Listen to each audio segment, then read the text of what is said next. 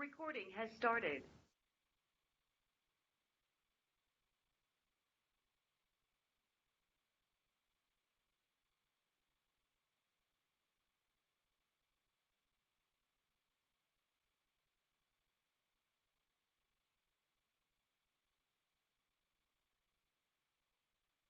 I'll start the class.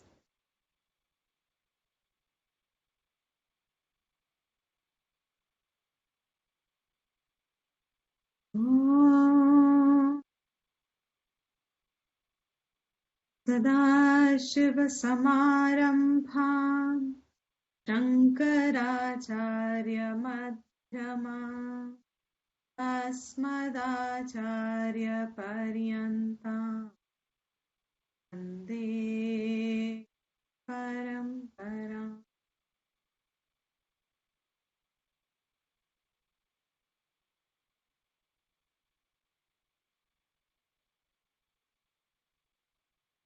And there has been a question that has come up, which I think can benefit everyone. I'm going to generalize the question a little bit to clear a concept further. I'm repeating the question. The question is, if we let go of a desire and it again comes back, in that case, would we say we have suppressed that desire even if we feel that we have used vivek? I'll repeat the question. If we let go of desire and it again comes back, in that case, would you say we have suppressed that desire even if we feel that we have used vivek?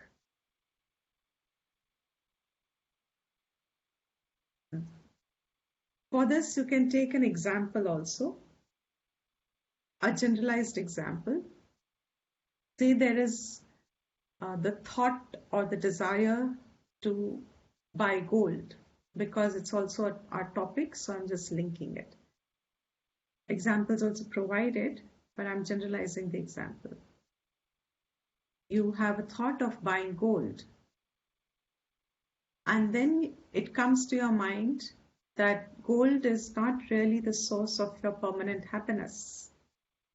So then you drop it because you can see it, and so you have dropped the pursuit of in buying or investing. But after 6 months or after a few months or after a little while, the thought comes up again. So I'm repeating the question and the example. The question is, if we let go of desire and it again comes back, in that case, would we say we have suppressed that desire even if we feel that we have used vivek? Example would be, supposing you had a thought of buying gold, but then it occurred that gold is not the source of your permanent happiness. So for that time, it felt you have given it up. You're no longer pursuing it. But after a few months, the thought comes up again. So in this case, the question is, was that giving up suppression?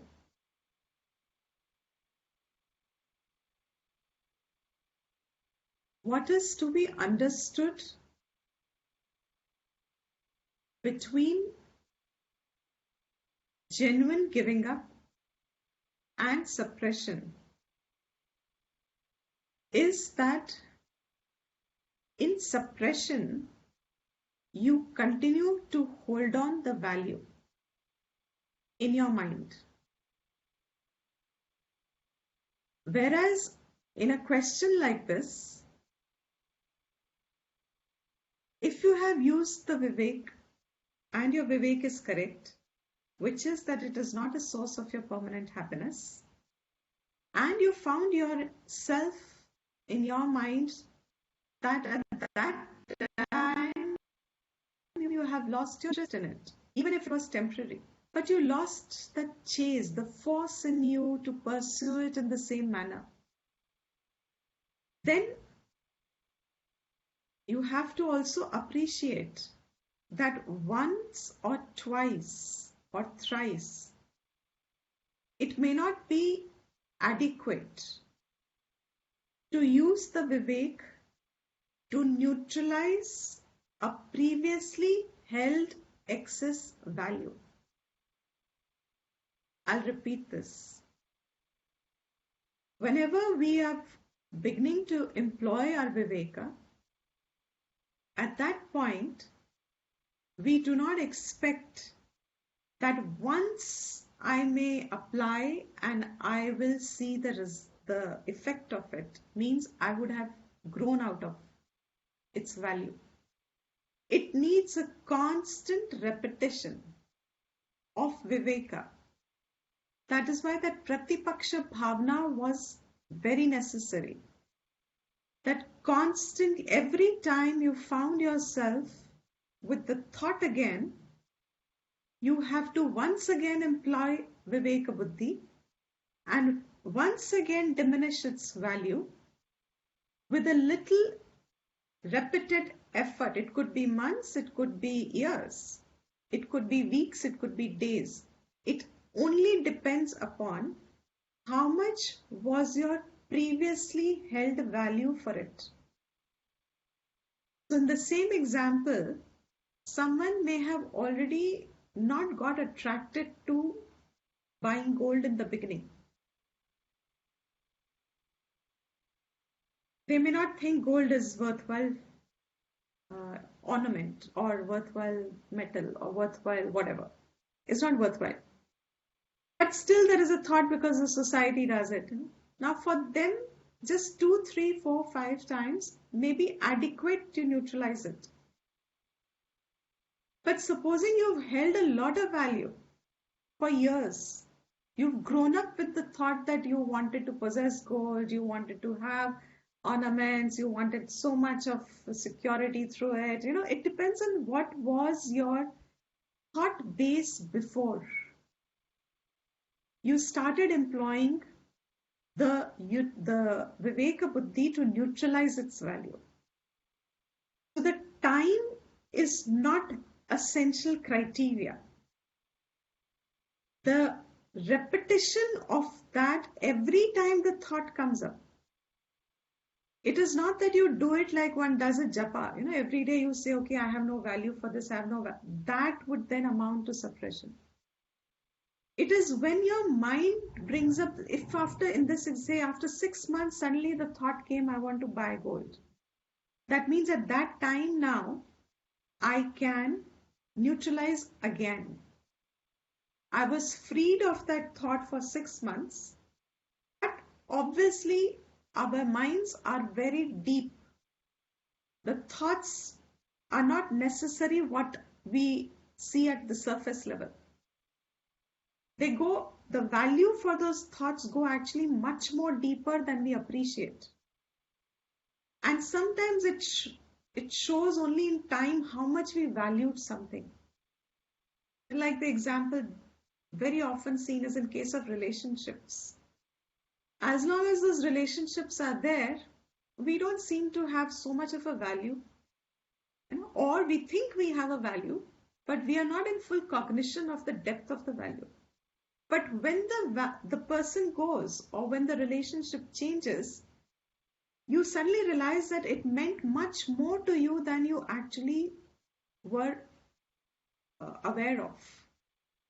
That is in people, beings. That's much more subtler. Objects is much more easier though. But still the value for things are very deep seated in us. The test of suppression is actually only in the sense of denial. You are only physically denying yourself. Mentally, you continue to hold its value. Whereas what is in Vairagyam? You mentally give up the value. Physically, it does not matter you have or not. Physically, you are not dependent on it. Physically, you are free of it. Physically, it is a state of its relative value. What is the relative value? Supposing in this example, if someone has no means, they have a family life, they have children, and you need to sustain the life, you need wealth for life, fair enough, comfortable, happy life, as much as is possible. Happy is quote unquote, not the real happiness, but comfortable, whatever, wealth is necessary. Supposing you have a family, and then supposing there is another person who's a sannyasi, who has no family at all, who has taken no responsibility in life of another being. They have not taken up the responsibility of another person. They have chosen the life of sannyasa so that they do not get obligated. But supposing, again the contrast, first example, there's someone who has taken on the choice of relationships in them and has a family to sustain. Now, what would be the real value of wealth for them? If you look upon gold as a source of happiness, then definitely you are misled. But supposing you have shortage of finances and you need to just preserve something for an unknown grey day later, but in your mind you are extremely clear that it is not the source of your happiness. It is only relative value of whatever worth it is. It doesn't have any more value than that. It doesn't have the value of it being precious. It is a value of just, if your money is in bank, your money is in that metal. As much as your money is going to be left behind, so much is this metal going to be left behind. As much as the money is destroyable, so much is the metal destroyable. As much as, supposing you have money in your bank and your banks have got, what is the words now that they use? Banks have got, banks को कुछ हो गया होता है ना आजकल, when the banks lose their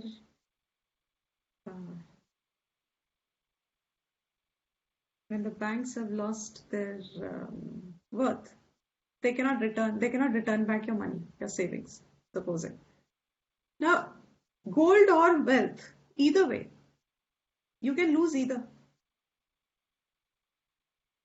What is the right value is seeing that it is subject to loss. It is subject to only giving you some convenience if you ever need it.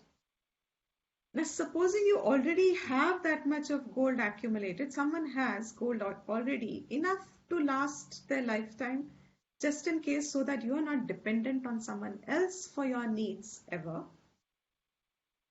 Would you still have a desire to own it? If you still think you have a desire, then yes, you are dependent on it for happiness. So the idea is very, very clear if you think through it. In suppression, you are only physically, I'm repeating myself so that you get this very clear. In suppression, you are only physically denying your contact with the material world or people. But mentally, you hold on to them. You are attached to them. You are attached is a compromised word. You have a value for it. मन ही मन में आप उसके बारे में विचार कर रहे हो, मगर आप physically उसको रोक रहे हो. Yes, it is a part of Dhamma if you are doing it as a discipline, controlling it at the part of Dhamma. But in suppression, you are not doing it willfully. You are just in the denial. Even if you are doing it willfully, it is more of a denial. I just won't, because there is no reasoning to your mind. Your mind still wants it. You still hold on to it in your mind. And you just think that maybe later on I'll just drop it. that won't work. Shastra, Vedic Shastra, Vedanta Shastra is extremely careful in communication to mankind that your desires, if you have them, either you neutralize and lose the value for them, or while you are in the process of losing, if you need to keep it fulfilled for some time, that's okay. But you cannot fool yourself ever that they hold a value. It can never become that they will become valuable just because you think it is valuable. So, suppression is only physically giving it up, but mentally it grows into you. It keeps on lingering in you. It keeps every time, say in this example, yes, I did not buy it next time, but next time after 6 months, I find a greater force in me and I really want to go get it. Any amount of reasoning is not working in my system. And I know I should not have that, but I still, have it. Now, what do? If you are watchful and careful, your first answer that Vedanta gives you is Vairagyam is greatest joy and happiness. If you can become independent of it, that's what you should seek. But you're not in a life of a sannyasi who has no responsibility at all. For a sannyasi, he has a far, I would say, one-sided, उसके पैर एक ही तरफ हैं. He doesn't need gold.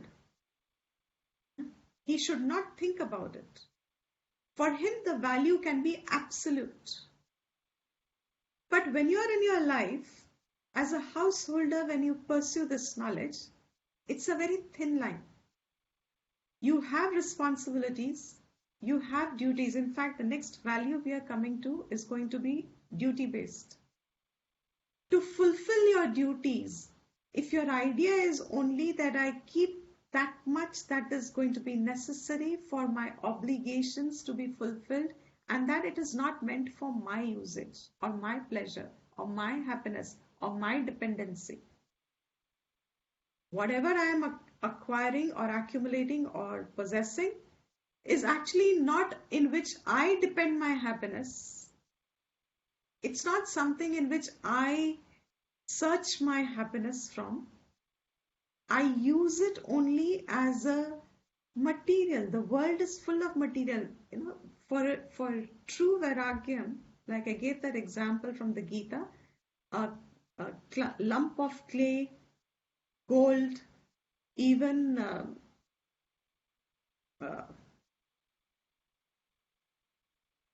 the excreta, all of them have the same vision. Equalizing the vision. If I am not equalizing my vision, then I am holding on to it at some level. So when as a family person, or when as in society still, if you have not taken sannyas as a lifestyle of yourself, anybody other than sannyasi who has not taken a lifestyle of sannyas has certain duties towards society and has certain duties towards their own family. If your possessions and your acquisition of your possessions is only meant for them, what is a thin line? The thin line is separating that you don't look upon it as a source of your happiness or anybody's happiness. But the correct thing is, it has you don't know which life needs what. Not everybody has the capacity to earn. If by some grace of Ishvara, later on you'll realize these attitudes multiply into your mind, by some grace of Ishvara you can earn. And you have a family dependent on you. You are careful enough that your disciplines for your sake, you are not looking upon them as security and as, no. Correct thing is they can be lost. We have two examples in life. One example, and that's why I'm making effort to give this relative value as much, because I do not want, while the Vedantic study is clear in itself to say, go on repeating to your mind till you develop zero value for things for which you have desires. What is Vedantic study really? Go on neutralizing your dependencies on your desires till you have found a zero value. Because when there is a zero value, the test of it is, it doesn't matter it is there or not. Its possession doesn't matter, its loss doesn't matter. Its acquisition doesn't matter, its losing doesn't matter. When it is like this, then there is a zero value. Just as the example we have given often is of a child playing with toys and you as an adult playing with the same toys. A child has a value on those toys, but you play with the child the same toys, you don't have the same value for those toys. But एक वो लकड़ी की cart or motor vehicle in today, अगर उसका एक पहिया भी टूट जाता है, how much does that child cry if it's a boy, or if it's a girl, then how much does that doll का उसका कुछ बाल, वो कितना रोएगी वो छोटी बच्ची, कितना रोती है. और आप भी उसके साथ रोते हो, तब उस बच्चे के साथ बच्चे के साथ रोना शुरू कर देते हो just to go along with the child. But is it the same value to you inside?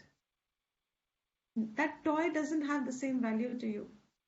When the toy doesn't have the same value, but you can still be engaged with those who have a value for it. You see the thin line. There are always going to be people who will value things around till you have knowledge. If we have embarked ourselves on the journey of knowledge, we have now an extra tool to find our Shanti. But till people have knowledge, they don't have this tool. So what are they going to be dependent upon? Acquisition of things, preservation of things, and cry at the loss of things. Joy at when they get it, and sorrow when they lose it. That is normal behavior.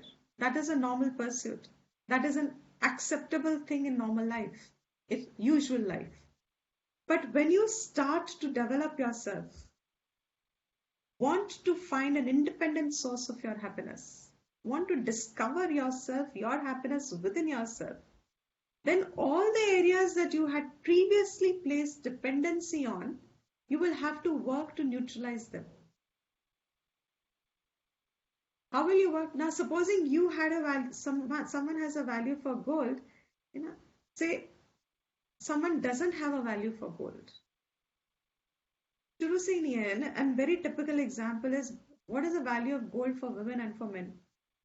Is it the same? For women, they think, this is the ultimate, and for men, they think this is the ultimate sorrow. Because of that, there is klesha at home. And women think if you don't have it, there will be, they know that idea of a future security is so much dependent on that, because in the previous days, women were not working, women were completely dependent. So there had to be some way that parents ensured. There were a lot of customs and rituals why suddenly we find that there's excess value for certain metals in our life. But situations have changed today. Times have changed completely. Women are not so dependent anymore on just one person's earning. Would you still hold the same value for the same similar things? It's very interesting. So there were two examples I was saying. One example I know of a person who's this is years ago. So in those days when women were not working, but this is a real example. And her husband was a businessman and he lost very heavily in business. And for many years, the family had a lot of financial difficulties.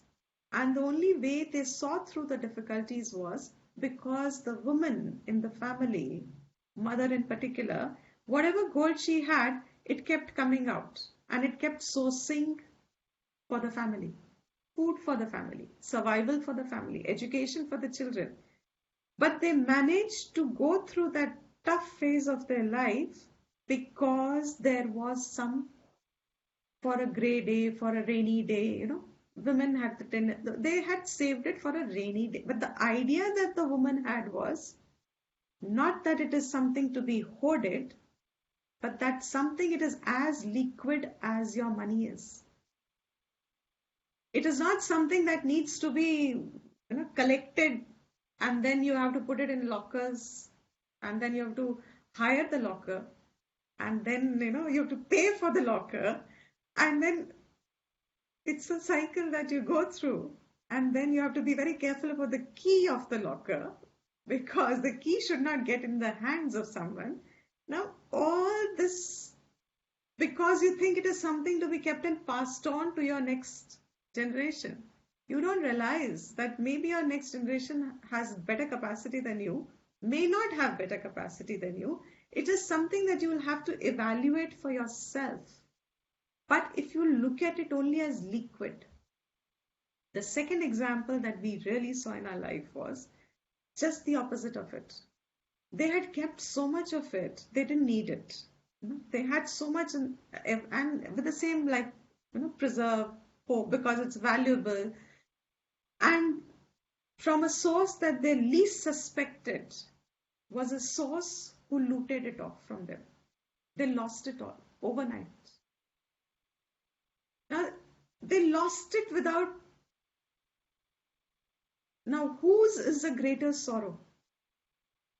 Was the acquisition the problem? The problem was in the value you gave to it. If you saw it as a liquid, as just sustain, you may not need it ever. Fantastic. Give it away. I hope you're not getting the message that I'm advocating, please get it. No. My first, foremost thing is neutralize it. You don't need it. Real Vedanta is, and that's where I am comfortable at, and that's what I would say to everybody. That is the correct thing. Neutralize its value again and again every time the thought comes up. You don't need it.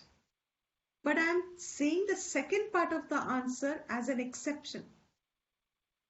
An exception keeping, I don't know circumstances and situations in which all of you live your life. I can choose for myself. But if I give you such an absolute answer, your life and your situations, you will decide for yourself how much you need, what you need. But the principle cannot be compromised. And the principle is, it has no value. You have to grow out of it. You have to see the redundancy of it. The beautiful exercise, one of the exercises that I always did is that I would visualize I am dying. I'm talking of this exercise when I was teenage, when you have to still choose a direction to your life. How much should you earn? How much should you grow in, how much wealth will I need to sustain my life? The assessment is that. And for that assessment, one of the things I kept reminding this is that pratipaksha you keep doing. One of the things you keep reminding yourself is, on my deathbed, what will I need? How much will I need? Now, when you have an assessment like that in front of you, you will automatically realize you cannot go into a total abstinence because you're not living a life of a sannyasi. Means you have no duties, you will have a family, you will take care of the family, but you will not go in the direction of saying, I will live only for wealth. It's not a heedless, mindless acquisition. So I hope I'm keeping, of course I initially took the name, but I'm leaving the question as anonymous for the rest of you who are not already, because it's a very beautiful difference that it brings out. The difference between what is called suppression and what is genuinely using viveka and growing out of it. So, I'm hoping that it's clear, and if it is not clear, you can write back and or we'll take it up later on as a discussion. But for whoever else is there, I will just take a quick summary of it. Start from the first major point, the difference. How will you know the difference? First and foremost, at one attempt, the values don't get neutralized. You have to do it every time the thought comes up. How many times will I have to do it? Will depend upon how much value you have held it in the past and a lot of other factors. Is what you decide. And importantly is, while the absolute value is zero value for everything in the world, and I mean everything, Vedanta means everything. Everything in the world has zero value. Nothing is valuable beyond something, but that is a subject of reflection. For sustenance, survival, if you have obligations, if you have duties, then yes. Only to the extent it is useful for others. And you are not looking upon it as a source of your happiness. You're not looking upon it as a source of your joy. You're not taking pride in the fact that, oh, I have earned so much. Or taking pride in the fact that, oh, I got so much. You are not taking pride over the fact that, listen, I care for nobody because, you know what, I have so much. So therefore, I don't care. And then you are not developing relationships because you have that. The whole attitude is different. The whole understanding is different. That thin line is very carefully observed. And the thin line in a householder's life is, whatever wealth I am earning or I have, my personal journey is my growth. It doesn't have to be somebody else's, even if it's my family member. They may still be dependent on these things. Therefore, good if they are not, great if they are not, you are most blessed if they are not, but till you are very sure that they are also in the process of growing out of it, it's whatever it's worthwhile. I hope it's clear to everyone. Yeah. So there is a difference, and it's a good question. You must always be careful of suppression versus growth, because in suppression there is no growth, there is only denial, and mentally you hold on to it. I'm underlining the point again. And in growth, in vairagya, mentally you've given it up. Physically you're independent of it, whether you have it or not. Both ways, it's an equal value for you. So neither is its need to avoid it, nor is there need for getting it. Just as when you play with your child with the same toys. So with this, and I'm hoping the question's clear. If anybody has any clarification on this, you want to raise it up now. Else you can write. And I would prefer that you write on emails because I'm very bad at WhatsApp. Many of you may notice I sometimes reply very late because I generally see very late. I see mostly groups, sometimes messages, individual messages I just can't generally look at. So emails are still, because get the notifications straight away. So emails are much more easier. And email also, remember the email ID. Remember the email ID. Vedanta.webinars.deepti@gmail.com. So, the same thing's on the page and the same thing I've put on the group. So that would be, it's much more easier to write the question and then we get into it. And wherever I feel the question benefits everybody, I will bring it up in the class, and anything that's not worth everybody will not be taken up.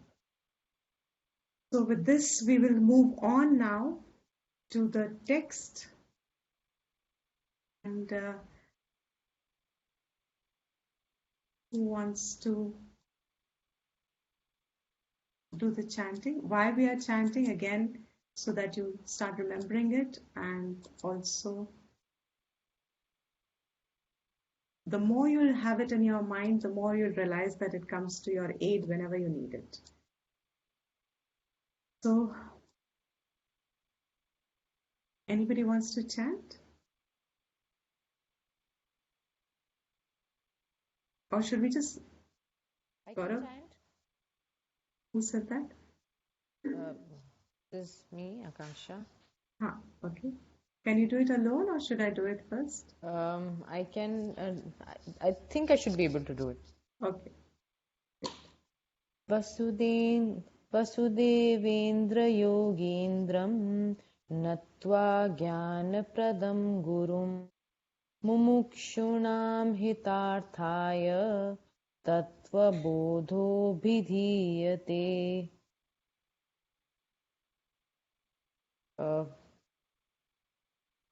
Yeah. Nityam Shuddham Nirabha. This one I'm not very confident of. If you can do it, Yeah. I'll follow you. Okay. Hanji.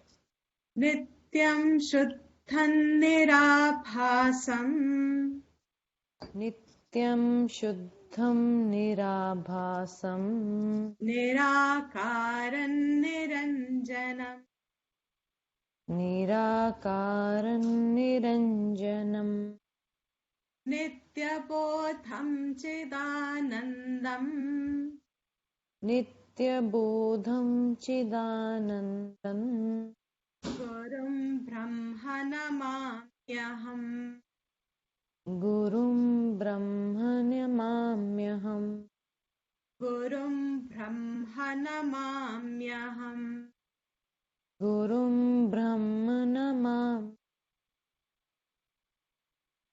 Namamyaham Namamyaham Sadhana Chatushtaya Sampanna Sadhana Chatushtaya Sampanna Adhikarinam Adhikarinam Moksha Sadhana Bhutam Moksha Sadhana Bhutam Tattva Viveka Prakaram Tattva Viveka Prakaram Vakshyamaha Vakshyamaha Sadhana Chatushtayam Kim Sadhana Chatushtayam Kim Nitya Vastu Vivekaha Nitya Vastu Vivekaha Iha Mutrartha Phalabhoga Viragaha Iha Mutrartha Phalabhoga Viragaha Iha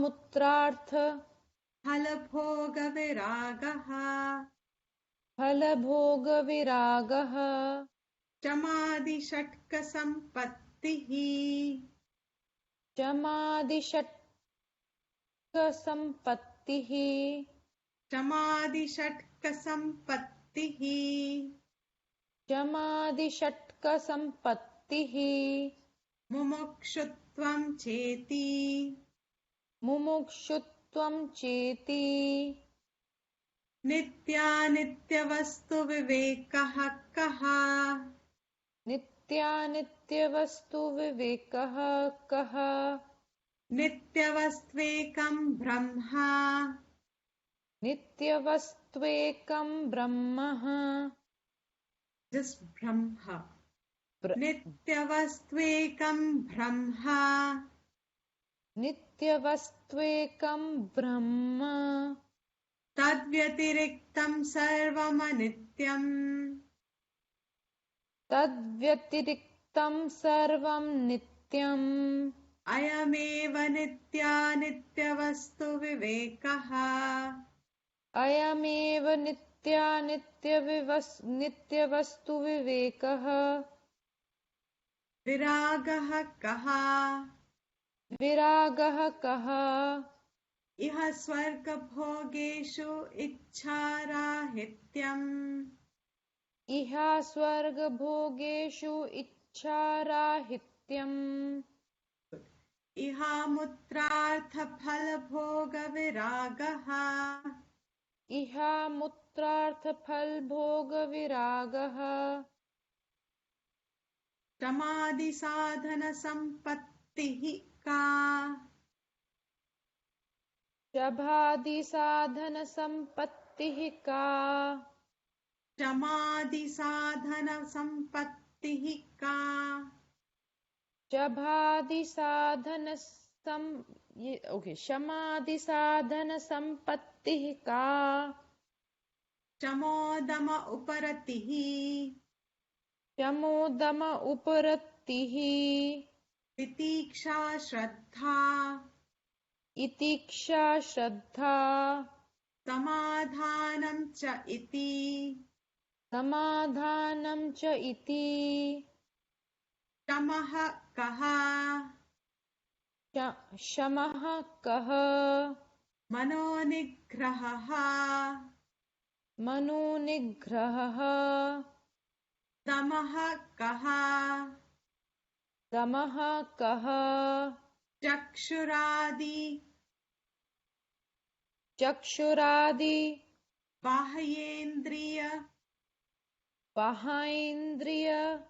Nigrahaha. Nigrahaha. Chakshuradi bahyendriya. Chakshuradi bahaindriyah. Bahyendriya. Bahaindriyah. Nigrahaha. Nigrahaha. Uparamaha kaha. Uparamaha kaha. Swadharmanushthanameva. Swadharmanushthanameva. Titiksha ka. Titiksha ka. Itoshna sukha dukkhadi. Shitoshna sukha dukkhadi. Sahishnutvam. Sahishnutvam. Shraddha kidrishi. Shraddha kidrishi. Guru Vedanta Vakyadishu. Guru Vedanta Vakyadishu. Vishvasaha. Vishvasaha. Samadhanam kim. Samadhanam kim. Chittaikagrata. Chittaikagrata. Thank you. Very good. So we finished Tamaha, and we have also touched upon Damaha. And for Damaha, we said Chakshu Adi Bahya Indriya Nigraha. So when the mind is not channelized, is regulated, is controlled at the level of thoughts itself, and it seems to be running away with the senses for its fulfillment, then the next level of immediate discipline that applies is sense control. Sense control means whatever senses you have weakness for its fulfillment, for its dependent happiness that it seeks from it, those are the senses that you start regulating. You regulate it at that level, at the level of the senses. This is together. Most often you find Shamaha, wherever there is Viveka, there will be Vairagya. Wherever there is Vairagya, Shamaha will be very easy. There won't be a lot of struggle inside. There won't be tug of war happening. Karu, nahi karu, ho gaya, nahi hua. There's this all that won't happen because you have got the higher discipline. Wherever there is a higher discipline, the lower disciplines you will find effortlessly a part of you. So if you have Viveka, Vairagya, Shamaha, you will find Damaha is also very easy. When you need it, you can control your senses. The point of difficulty starts from Viveka. If there is no Viveka or less Viveka Buddhi, hardly available, then you find Vairagyam is not really there and your Raga Dveshas have grown.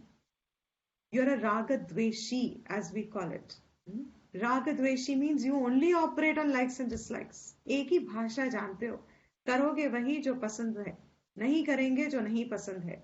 जहां मुझे फायदा दिखता है हम वही करेंगे, जहां मुझे फायदा नहीं दिखता है हम तो करेंगे ही नहीं. It's not my duty, it's not my part, it is not what I want to do. I don't want to do it. I want to do it. I like to do it. I don't like to do it. Everything centers only around likes and dislikes. So if you don't have Viveka, you don't have Vairagya. If you don't have Vairagya, that's now where Shama, Dhamma, Adi seems to start playing. Because you find your mind is riddled with Raga Dvesh, is afflicted with disturbances because of unfulfilled Raga Dvesh. If it's fulfilled, it's given you joy. If it's not fulfilled, you're sorrowful. So you will find a disturbed state of your mind. To bring quietude back to yourself is where these Shama, Dhamma, Adi are now directly also applicable, and indirectly you will find if you had those two, you will find Shama is easy and then Dhamma is easy and then rest are also easy. So when you don't have Viveka, Vairagya, control at the level of the mind, it starts from there. That's where your first will emerges, but it is still subtle. It is still higher compared to sense control. Sense control is needed when you find that you have lost control from the mind also. कि तुम्हारी अब मर्जी, मतलब control की इच्छा, control की will, your will power, as they say in general parlance. How strong is your will power? And as kids, the thumb you used to show, how flexible and how stubborn you are and how much willpower you have. What is the willpower really actually talking about? That willpower is talking about how much can you assert your right thinking to yourself? How much do you follow your own right thinking? Put it very simply, when you remove it from technical terms and when you start digesting these terms, you realize it fits into every sentence of life. When you learn through the technical words, but when you digest the technical terms, you realize it fits every thought of yourself, every aspect of your life is only these things. Which means what? Here, will means what? Willpower means I know what is right, I know what is wrong, and I have the will to do what is right and avoid what is wrong. That's all that will is all about. Means जो मुझे ठीक लगता है, and I have the correct understanding of क्या ठीक है और क्या ठीक नहीं है, क्या करना है, क्या नहीं करना है. That I know what is right to be done is what I follow, and I have the will for it. What obstructs that willpower is all these raga, dvesh, ahankar, इच्छा युक्त मनः, इच्छा से भरा हुआ, इच्छाएं भरी हुई है. और जहां इच्छाएं हैं उनका स्वभाव है कि there will be some that will get fulfilled और कुछ इच्छाएं कभी पूरी नहीं होंगी. इसका एक अपना ही प्रकरण है, इसका एक अपना ही, it has its own context. Not every इच्छा of ours is guaranteed to get fulfilled.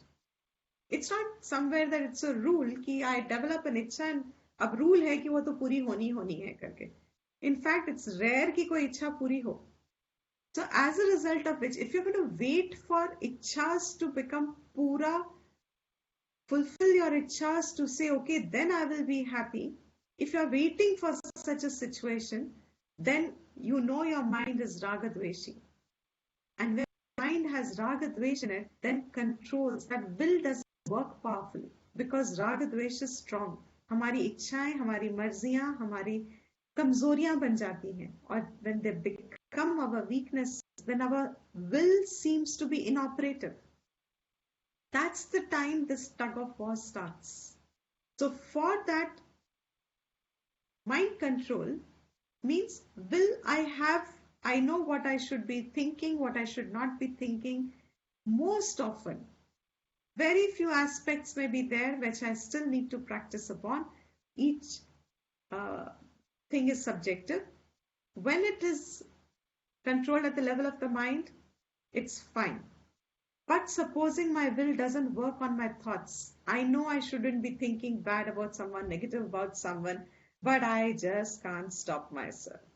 I think someone has wronged me, and my mind, my favorite example over the years is record player के जैसे चलता रहता है. उसी बात पे घूमता है ना. Old record players, 60s, 70s, round table, चलता ही रहता है, चलता ही रहता है, चलता ही रहता है, चलता ही रहता है, चलता ही रहता है. I'm telling it to stop. I'm telling my mind stop, but it's not stopping. चलता ही रहता है. माइंड उसी बात को ले लेके घूम फिर के वापस वहीं पे आ जाता है. आधा घंटा, 2 घंटा, 5 घंटा भूलता है. Then it comes back to the same point. When it is happening like that I know I don't need to think about these things, but I still cannot seem to stop myself. Then came the situation, at least wherever possible, have sense control. Whatever should be controlled at the level. So that means if I'm angry at some person, what will become my sense control? In my anger, let me not use words that I'll regret tomorrow. Let me not hurt someone. Let me not, etc., etc. So you start seeing that at least at that level, I will operate myself.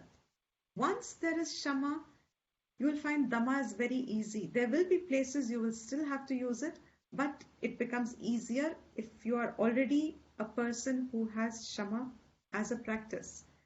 If there is already Dhamma, Chakshuradi Indriya Nigrahaha, you're already controlling the senses.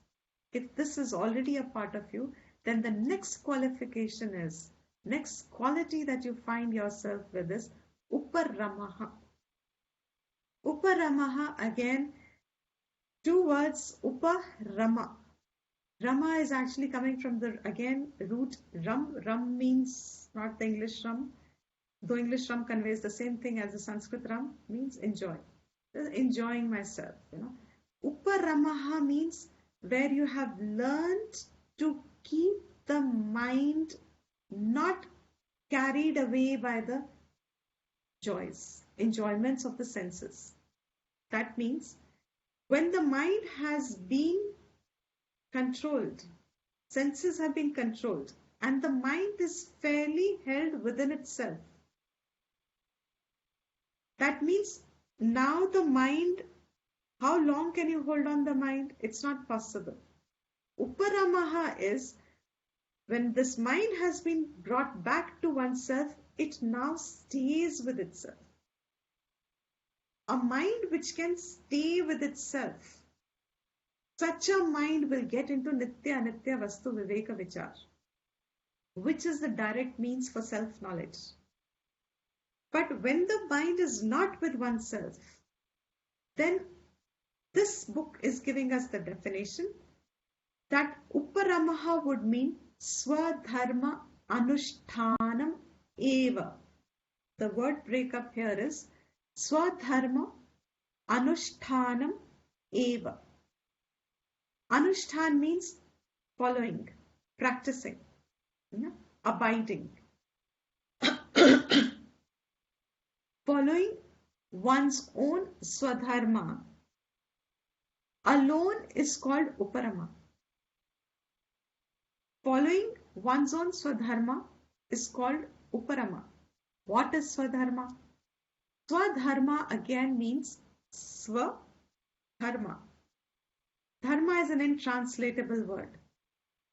Maximum closest translation of it is duties, respective duties. Swa means one's own. So observance of one's own dharmas, and translation is duties. Observance of one's own dharma is Uparama. Means what? What is dharma? There are 2 kinds of dharmas. One is I've written here as notes, Samanya Dharma. The other is Vishesha Dharma. Abiding in one's dharmas means, generalized way of saying is, you focus on your life, in your life, on abiding in doing what you call as your duties. There is something that you know you should be doing. Abiding on it without the without the interference of your likes and dislikes. There is something to be done, and I make myself do it, even if I like it or don't like it. It's irrespective of it. What needs to be done is being done by me. Samanya Dharma means generalized values. Generalized values means those values which are good for everyone. Which means things like don't lie, don't steal, don't cheat, etc. Samanya Dharma. And the understanding of it is, whatever you don't like being done to you, don't do to others. Whatever you don't like being done to you, do not do that to others. How do you decide that? What is your Samanya Dharma? जो तुम्हें अच्छा नहीं लगता कि कोई तुम्हारे साथ करे, वो तुम किसी के साथ मत करो. If I don't like that somebody steals from me, Samanya Dharma is I don't steal. If I don't like people lying to me, Samanya Dharma is I don't lie. Samanya Dharma is universal values. If I don't like to be injured, I don't injure. अगर मुझे नहीं अच्छा लगता कि कोई मुझे injury they, somebody hurts me, then I take care to my best possible means that I don't hurt someone. Being aware of your general responsibilities, your general duties. And these general duties are actually defined by or determined by that we live in an interdependent model of life. Human being life is an interdependent model. So if I am receiving from somewhere, then I have an obligation to also give somewhere. If I'm in life, if I'm in a receiving mode, then it is also my obligation to be a giver in something. There is, in Vedic vision, there is no hisab kitab. It's not like the Western culture, and in West, at least now it's of course very much, there's no East and West anymore. But that's only for reference because it started from there, because we didn't find it in India first. When friends used to go out, hamare time mein, I'm talking about ancient times when we belonged, which era we belonged in. At that time, when friends went out, one friend paid for everyone. What happens in today's times? Most of the friends, I pay my share, you pay your share. This is my bit, this is your bit. Ye hisab kitab hota hai. In the Vedic vision, it's not wrong. I'm not saying this is right or that is wrong. Both are fine. They are different models of life. They keep changing anyway. So it doesn't matter. Presently, this is the model. Pehle ye model hota tha. You never know. This will change into something else also. So point here is, dharmas are not based on hisab kitab. There is no तुमने इतना किया therefore हम इतना करेंगे, या हमने इतना किया therefore तुम इतना करो, मैंने इतना किया अब तुम भी करो. धर्मों में कैलकुलेशन नहीं है. धर्म is entirely subjective commitment to your values. It's your subjective commitment to the following of your values, your understanding of your values. It's a subjective commitment of your values. I'm saying here is in Samanya Dharma, your understanding of universal values.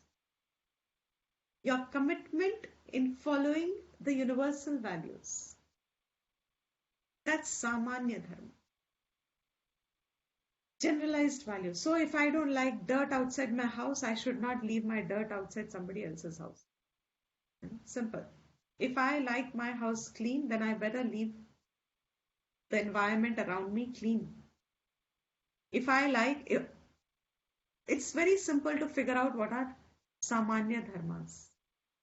At every point, these Samanya Dharmas are universally applicable. But will everybody follow them? Not necessary. So there is, again I'm repeating, there is no calculation कि क्योंकि हम कर रहे हैं तुम भी करो. It's a willful process. You can only be knowing it, but you cannot make people do it. But when you know the advantages of this, then you find that there is a readiness in yourself to follow it. Because what is the advantage of universal values? The greatest advantage is the Shanti. If I have done wrong to nobody, nobody can do harm to me unless and until it's an exception that I am not aware of. How much Shanti can it bring to you? People ask, are you going out? And now that everybody started going out and meeting people and things like that, you just realize that one of the big things that prevents, say, me from going out would be the Shanti with which I sit, knowing fully well that there's a least exposure, least chance of an exposure.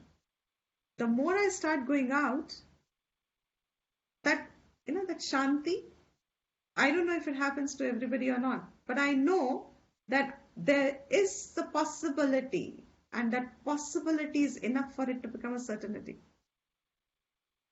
So what does Samanya Dharma lead to? This is an example only to say Shanti. It is not an example of Samanya Dharma.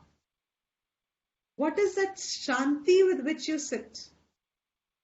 When you remove all possible errors, because you know that you followed the duties, whatever general duties are, you did not cheat anybody, you did not hurt anybody willfully, you did not harm anybody, you did not take sadistic pleasures out of anything and anyone, etc., etc., etc. Many reasons. Those Samanya Dharmas, plus wherever you felt was your contribution necessary in society, to other fellow beings, to plants, to animals, wherever you contributed whatever you can. That is following Samanya Dharma. Vishesha Dharma is now Swadharma. Your individual specific duties. They are based on, in the present lives, they are based on your roles in life. What you have got into. Like, for example, when you are a student, your duty is to follow dharmas of a student. When you marry, you have marriage duties. If you are a teacher, you have teaching duties. If you're a wife, you have wife duties. If you're a husband, you have husband duties. Now, minute a person says, I abide by duties, you will realize it's a whole different life. Supposing I say I'm a mother, but I will only do what I want to do. What makes that mother a mother is the fact that she does what she thinks is right for her family.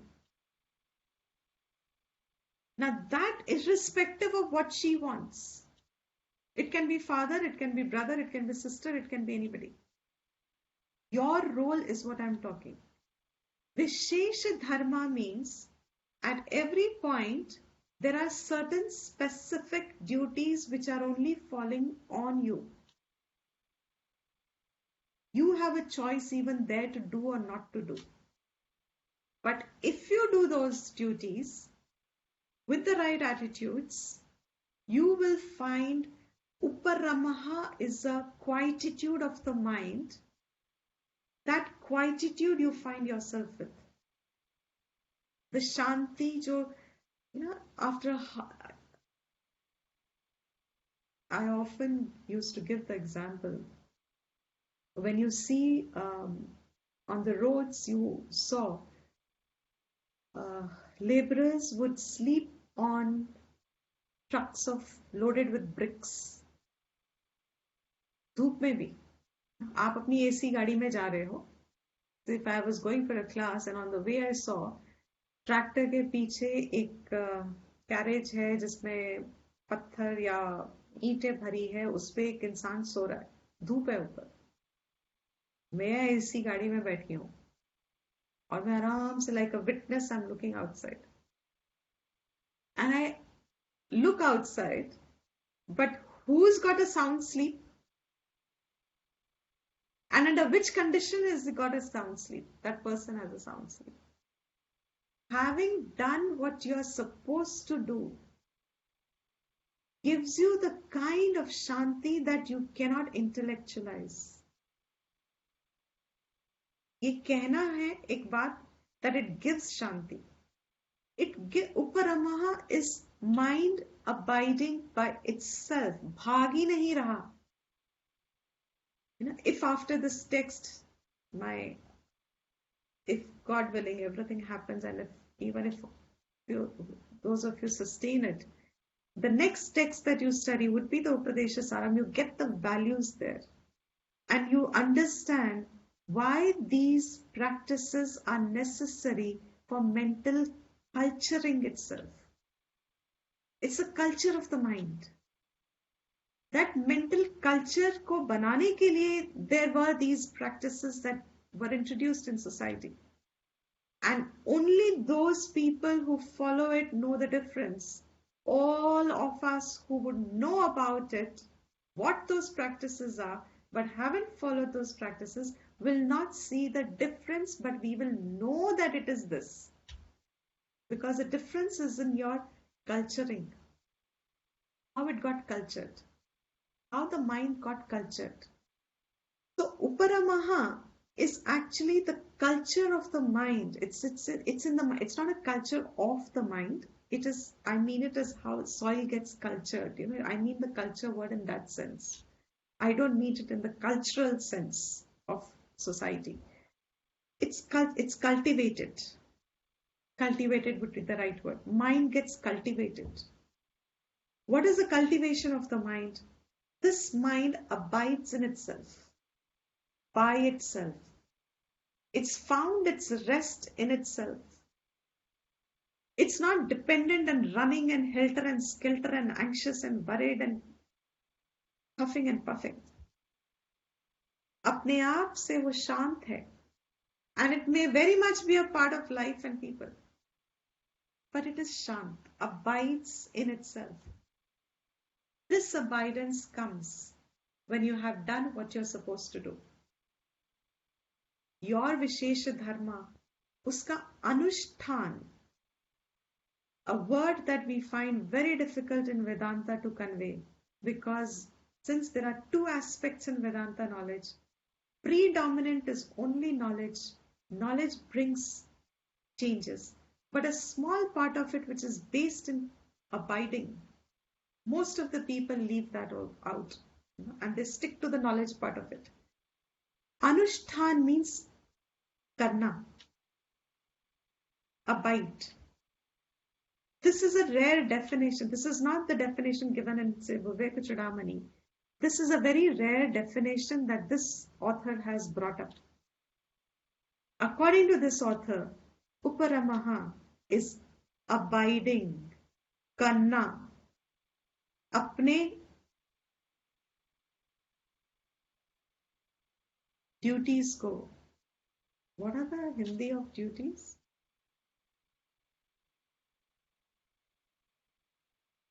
What would be the Hindi of duties? Dharma. कर्तव्य. कर्तव्य. That's right. अपने कर्तव्यों को करना. That's right. All of us, that makes it very clear now, I think. The word makes it very kartavya. Look at the word. Tavya is a very particular Sanskrit suffix. Kartavya means it is mandatory karna.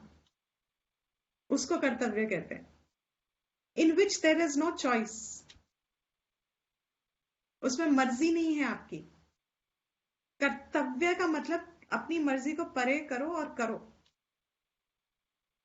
Keep your marzi aside and still do it. That's called kartavya. That's called duties. वो जो तुम्हारे कर्तव्य हैं, जब आप उनको करते हो, तो एक मन में शांति है. अंतकरण में एक कल्चर कल्टीवेट होता है. एक अंतकरण तुम्हारा, जो तुम सिर्फ करने के बाद ही देखोगे. बिकॉज उस cultivation mein you will have objectivity, you will have cheer, you will have detachment, you will have all the qualities expressing themselves what you may otherwise have read and heard over classes and over lectures and over, what is that called,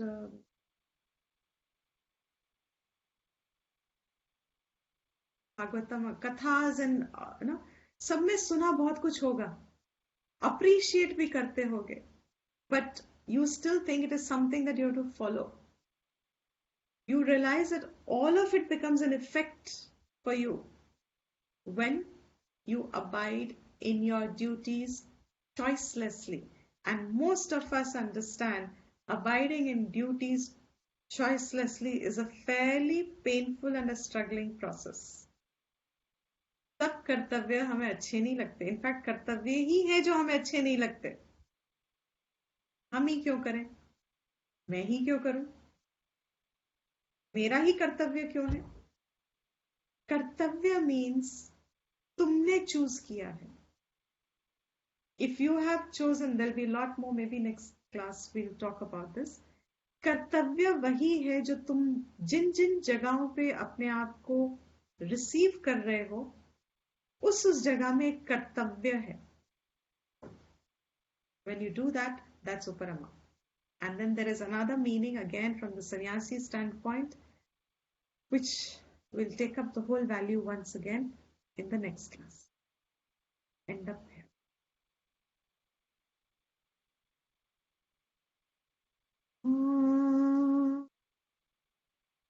Sarve bhavantu sukhinah, sarve santu niramayaha, सर्वे भद्राणि पश्यन्तु मा कश्चित् दुःख